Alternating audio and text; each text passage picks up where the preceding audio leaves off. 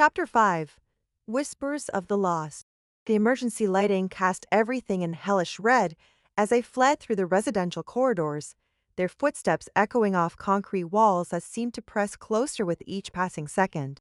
Behind them, the thing that had been Evan gave chase with inhuman grace, its laughter threading through the bunker's ventilation system like a virus.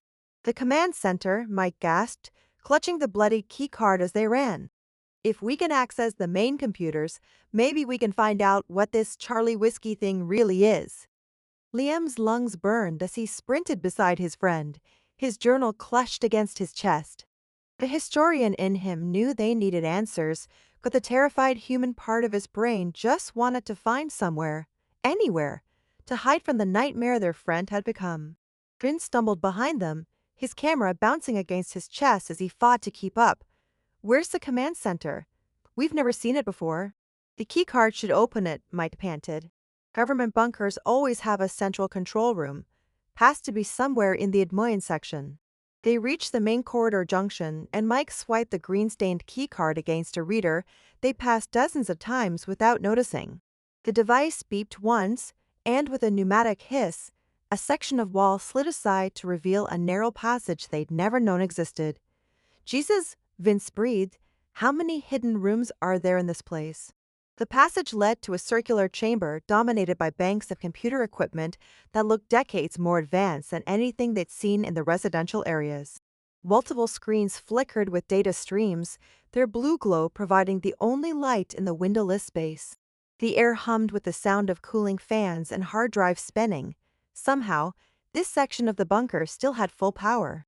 "It's like mission control," Liam whispered, taking in the sophisticated array of monitoring equipment. What were they really doing down here? Mike was already at the main console, his fingers dancing across keyboards with the desperate efficiency of someone who understood that knowledge might be their only weapon. "I'm sassing the archives files. If there's any information about Charlie Whiskey, it'll be in here." The screens flickered as decades-old data began to populate the displays. Incident reports, personnel files, experimental protocols, all classified at levels that suggested this bunker had been home to something far more significant than a simple Cold War shelter. "There," Mike said, pointing to a file labeled P-Carchar LLE Whiskey, Biological Asset Development. "I'm opening it now." The file contents made Liam's blood run cold. Charlie Whiskey wasn't just a biological weapon, it was a synthetic organism designed to create a collective consciousness among infected hosts. The original researchers had been trying to develop the perfect soldier, one that could coordinate with perfect efficiency through a biological network. They were trying to create a hive mind, Lem read aloud from the screen.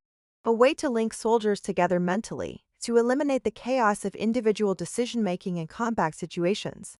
Vince moved closer, his camera capturing the horrifying data. "But it went wrong, didn't it?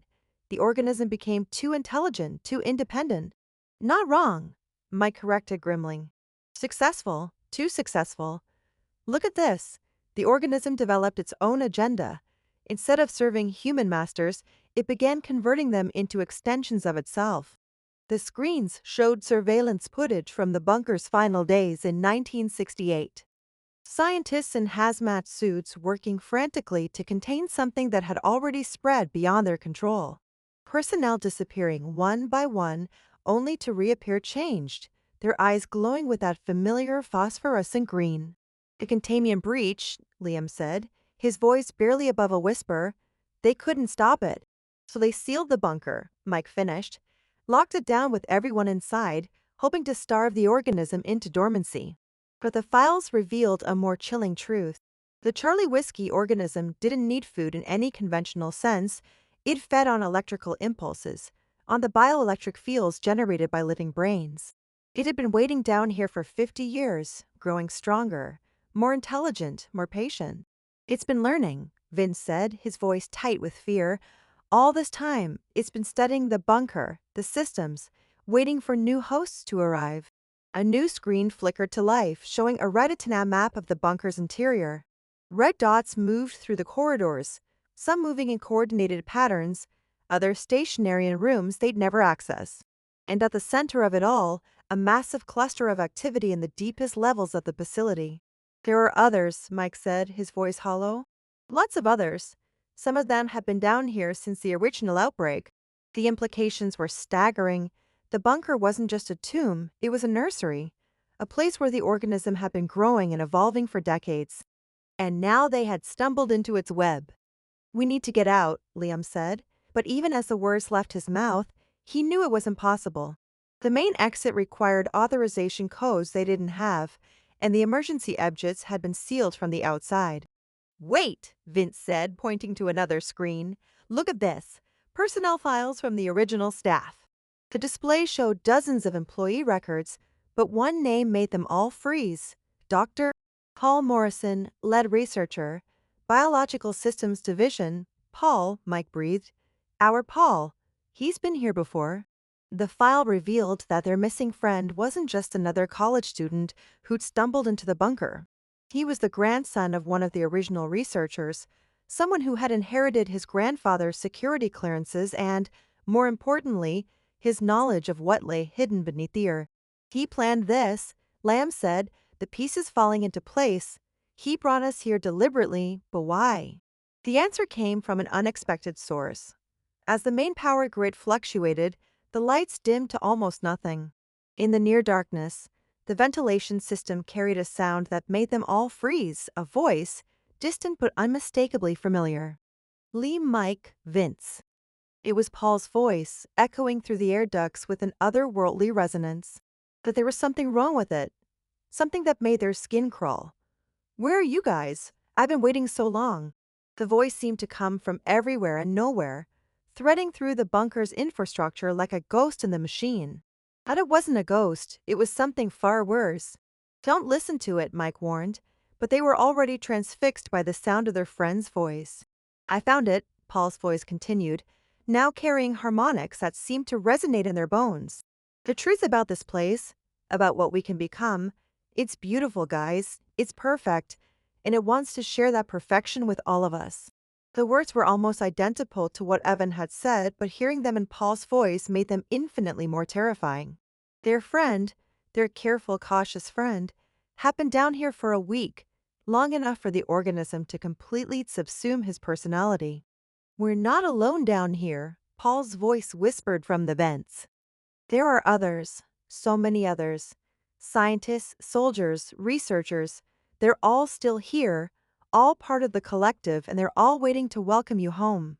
The screens around them began to flicker and fail as the power grid continued to destabilize. But in the dying light, they could see movement in the corridors, shapes that had once been human, now serving a purpose beyond individual consciousness. The organism, Liam said, his voice tight with realization. It's not just infecting people, it's preserving them, keeping them alive indefinitely as part of its network. Eternal life, Paul's voice sighed through the ventilation system. No more fear, no more loneliness, no more death, just perfect unity with something greater than ourselves. The main power finally failed completely, plunging the command center into absolute darkness. But in that darkness, they could see the green glow approaching through the corridors, dozens of infected, moving with coordinated purpose toward their location. It knows we're here, Vince whispered, his camera's LED light cutting through the blackness. It's been watching us the whole time. The thing that had been Paul's voice grew closer, more intimate, as if he was speaking directly into their ears. Don't be afraid. It only hurts for a moment, and then you'll understand. You'll see what I see, feel what I feel. We'll be together forever, all of us, as one perfect organism. Mike grabbed the keycard and tried to access the emergency protocols, but the screens remained dark.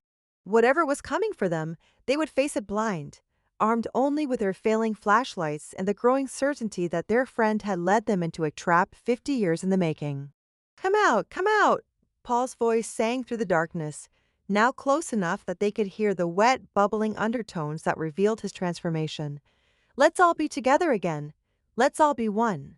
The hunt was closing in, and in the depths of the bunker, something vast and patient and utterly alien prepared to welcome its new children into the collective embrace of the hive.